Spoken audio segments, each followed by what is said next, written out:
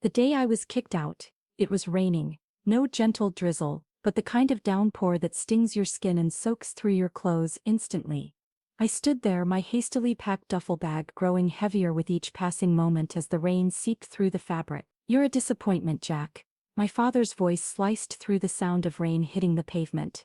"A complete failure." My mother stood in the doorway behind him, arms crossed, her face a mask of disapproval, the same look she'd worn when I told them I wanted to pursue a career in software development instead of taking over their family business. "All these years of preparing you for the company," she said, her voice dripping with disdain, "and you throw it all away for what? Some ridiculous dream of making websites." I was 19, freshly graduated from high school, and my crime was refusing to go to the business school they had chosen for me. I had different plans, different dreams. I wanted to create something of my own, not carry on their legacy. "If you walk away now," my father's voice turned icy, "don't ever come back. You'll get nothing from us. No support, no inheritance. Nothing." I tightened the strap of my bag and met his gaze. "Fine," I said. That one word seemed to shock them both. They expected me to break, to give in like I always had before. But something inside me had shifted. Maybe it was the years of being compared to my flawless older sister, Emily, or maybe it was simply time to stop being the person they wanted me to be and start being myself. I turned and walked away, each step taking me farther from the grand house I'd grown up in. Their final words echoed down the driveway. "You'll fail, Jack. You'll come crawling back when you realize how worthless your dreams are." But I didn't look back, not even once. The first few months were exactly as hard as they'd hoped. I crashed at my best friend Leo's place, worked 2 jobs, one at a local tech store during the day, the other delivering takeout at night. Every free moment I had, I spent learning to code and sharpening my skill. Leo's cramped apartment became my sanctuary. While my family went to galas and business dinners, I sat cross-legged on a worn couch surrounded by coding books and empty coffee cups. My laptop precariously balanced on my knees. "You're insane, man," Leo would say, watching me code until sunrise. But the good kind of insane. He didn't get the technical stuff I was building, but he understood drive. He understood the need to prove yourself. 6 months in, I had my first breakthrough. A small app I developed caught the attention of a local tech startup. They didn't offer me millions, but they offered something more valuable: a chance. A junior developer position with flexible hours, so I could keep working on my personal projects. I jumped at the opportunity without hesitation. My family's business, Wells Enterprises, was all about traditional manufacturing, the kind of machinery that had made my grandfather wealthy in the 1970s. They couldn't understand why anyone would want to work with invisible products like software. But I saw the future while they clung to the past. While they were stuck in their old ways, I was diving into artificial intelligence, blockchain, and the endless possibilities of the digital age. 1 year turned into 2, then 3. I moved from a junior developer position to lead developer at another company. My first major app, a revolutionary task management tool, started gaining traction. I wasn't rich yet, but I was making enough to rent my own small apartment and fully focus on my work. During those years I heard snippets about my family through mutual acquaintances. Emily had taken my place as the heir apparent to Wells Enterprises. My parents hosted charity galas and business dinners, carefully maintaining their image as pillars of the business community. They had effectively erased me from their narrative, but that was fine by me. I was building my own story. The turning point came 4 years after that rainy night. My project management app had evolved into something much bigger, an entire suite of business tools powered by artificial intelligence. I called it Novatech Solutions. When the venture capital offers started pouring in, I was ready. I had learned enough about business to understand my work. The first round of funding valued Novatech at $20 million. 6 months later, that value had tripled. I moved into a penthouse apartment in the city's tech district, but kept living relatively simply. Every dollar I earned went back into developing better products, hiring the best talent, and expanding our reach. Leo, who had supported me through those early days, became my head of operations. "Look at us now," he'd say, standing in our sleek office overlooking the city. "From delivering takeout to delivering cutting-edge tech solutions." I smiled at his comment but never let success go to my head. I remembered too well what it felt like to stand in the rain with nothing but a duffel bag and determination. Then came the day that changed everything. I was in my office, reviewing potential acquisition targets. Companies whose technology could enhance Novatech's capabilities. A familiar name caught my eye: Wells Enterprises. My family's company had been struggling while I had been embracing the future. They had stubbornly clung to the past. Their stock price had been steadily declining for the past year. They needed a digital transformation to survive, but my father was too proud to admit it. I dug deeper into their financials, and the situation was worse than I thought. They needed capital, and they needed it fast. About $5 million would keep them afloat long enough to modernize their operations. As I sat there staring at the numbers on my screen, my phone rang. The number was one I hadn't seen in years, but I would never forget it. My father's number. I let it ring 3 times, each ring echoing the words he had spoken that rainy night. "You're a disappointment, Jack, a complete failure. Don't ever come back." On the 4th ring, I picked up. "Hello, Father," I said, keeping my voice neutral. "I've been expecting your call." The silence on the other end lasted so long I thought he might have hung up. Then I heard him clear his throat. "Jack," he said, his voice lacking its usual authority. "We need to talk." I leaned back in my chair, looking out at the city skyline. "Yes," I replied. "I believe we do." The Wells Enterprises headquarters hadn't changed in 7 years. The same imposing granite facade, the same golden letters announcing the company name, and the same stern-faced security guards at the entrance greeted me. But I was different as I walked through the lobby. Memories flooded back. Summer afternoons spent watching my father in board meetings. Weekends when he dragged me along to inspect the factory floor. Endless lectures about responsibility and legacy. "Mr. Mason," the receptionist said, her eyes widening slightly as she recognized my face. "Your father is expecting you in the main conference room." I nodded, adjusting my Italian suit, not out of nervousness. Those days were long gone, but out of habit. Success had taught me the importance of appearances. Though unlike my family, I knew they were just that, appearance. The elevator ride to the top floor gave me time to review the numbers in my head. Wells Enterprises was hemorrhaging money.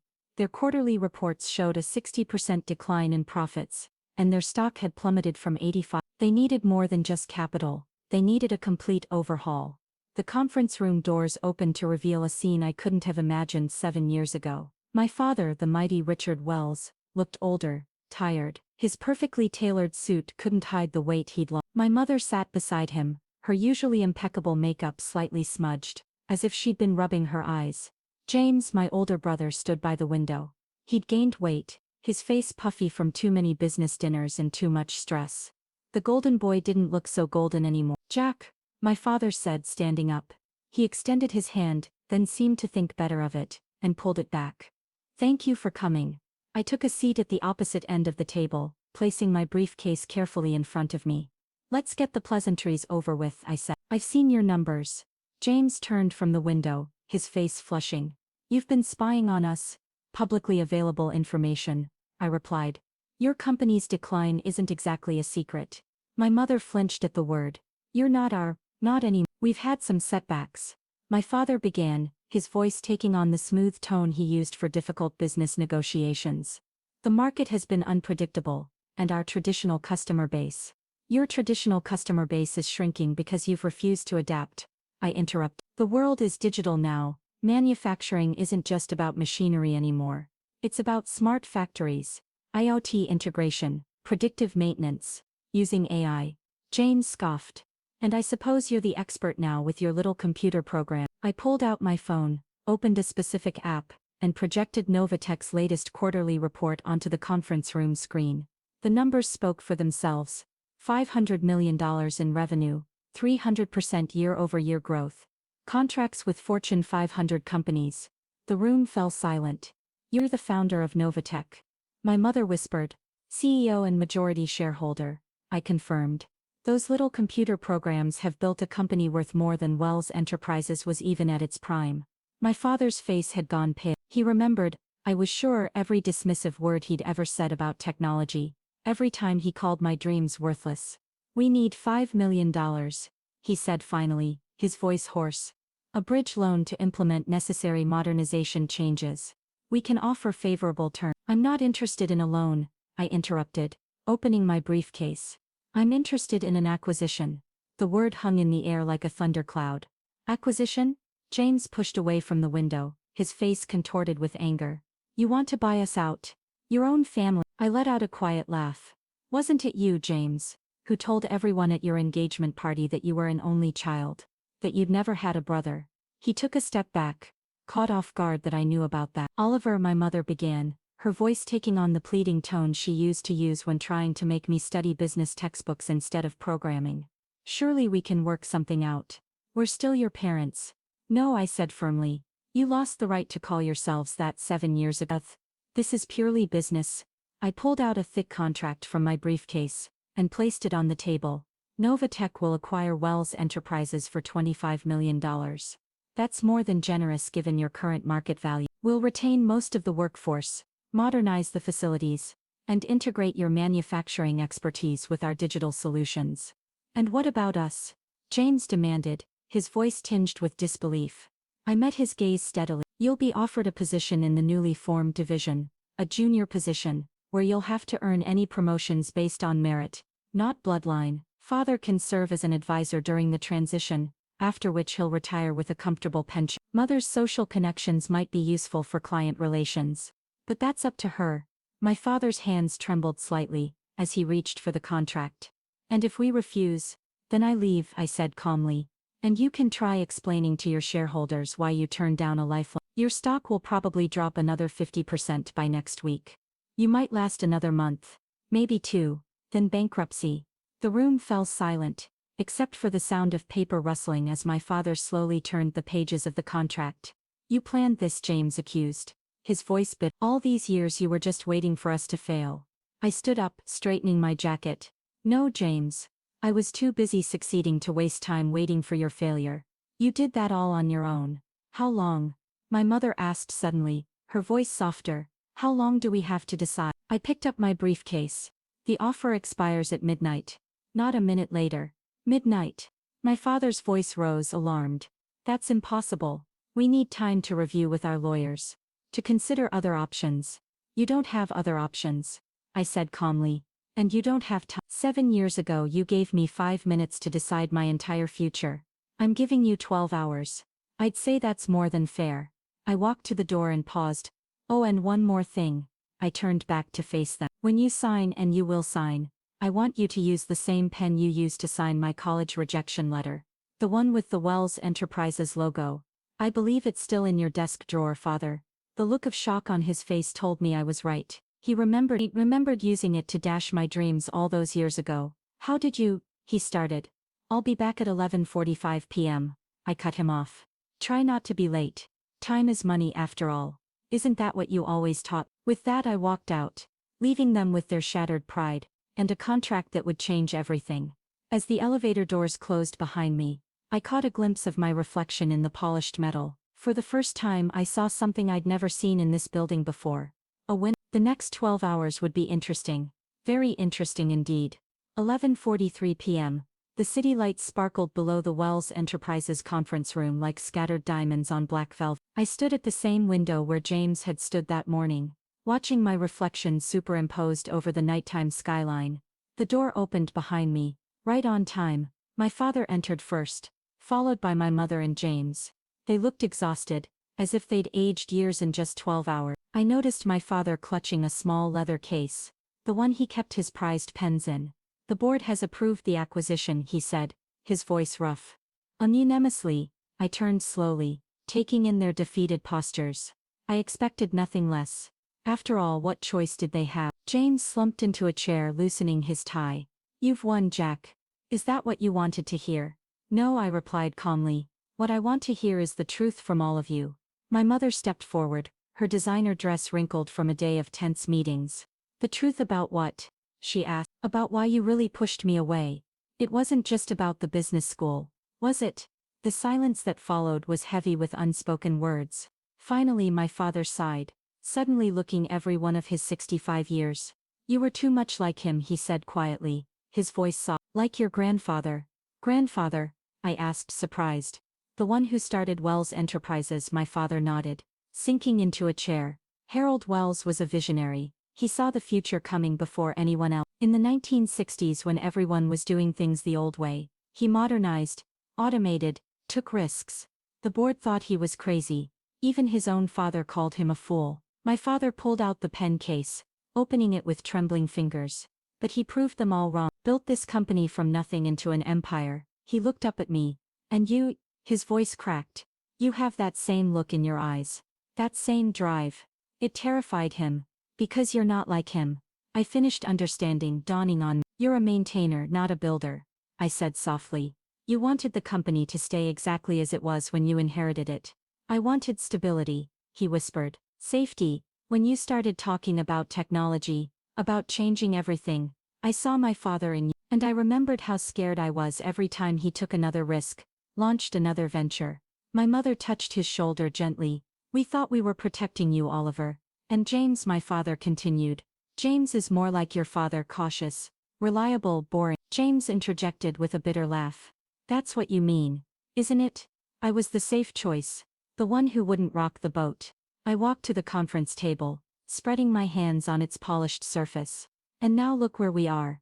The safe choice led straight to bankruptcy. The crazy dreamer built a tech empire. We were wrong, my father said, and the words seemed to physically pain him. About everything. About you. He opened the pen case and removed the Wells Enterprises pen, the same one he'd used to reject my college plans 7 years ago. The gold logo caught the light as he placed it on the contract. Before I sign this, he said, his voice hoarse. I need to know what really happened after that night. How did you do it? I sat down across from him, feeling an unexpected urge to finally tell my story. The first few months were hell. I worked 2 jobs, lived on Leo's couch, coded until my eyes burned, but I had something you never gave me at home. Freedom to fail. Freedom to fail. My mother echoed, surprised. Yeah, because when you're already at rock bottom, when your own family has written you off as worthless, there's no pressure. Every small success is a victory.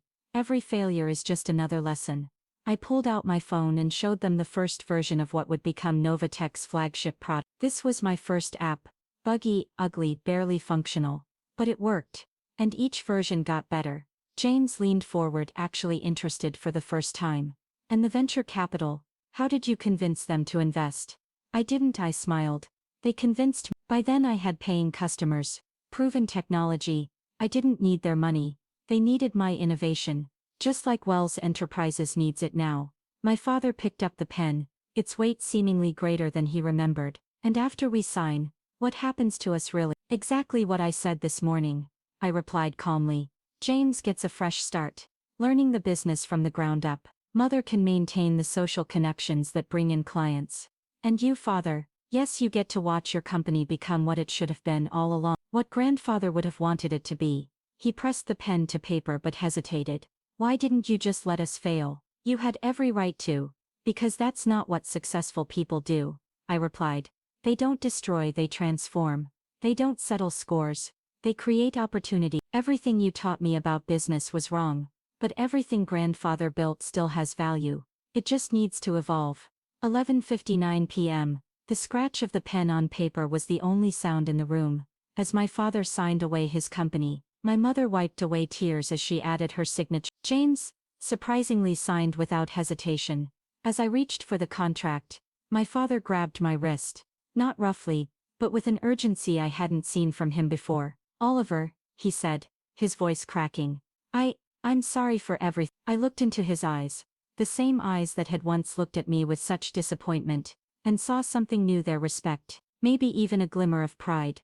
I know, I said softly, taking the contract, but it's not me you need to apologize to. It's yourself for being too afraid to embrace change, for letting fear of failure stop you from trying anything new.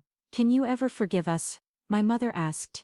I stood tucking the contract into my briefcase.